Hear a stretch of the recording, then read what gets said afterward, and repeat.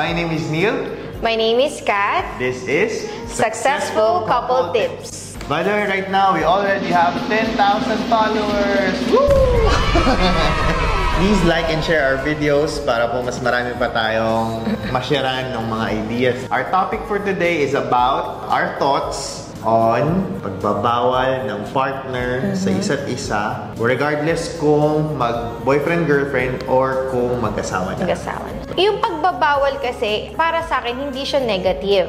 Nagiging negative lang ang isang bagay. Actually, anything naman nagiging negative ang isang bagay siguro pag sobra na. Kumbaga nagiging bad na siguro yung effect sa sitwasyon. Ganon. But regardless, kanya-kanya tayo ng personality. I'm a very possessive person. Hindi ako pumapayag na lumalabas na hindi ako kasama. Ever since mag-boyfriend, girlfriend pa lang hanggang sa nung kinasal na tayo, we always do it together. Most especially now, pamilya na tayo. So what's the purpose of you doing something na hindi together natin gagawin? Kung noon hindi kita pinapayagan, mas lalo ngayon. I think common. Pro bawal. Yeah.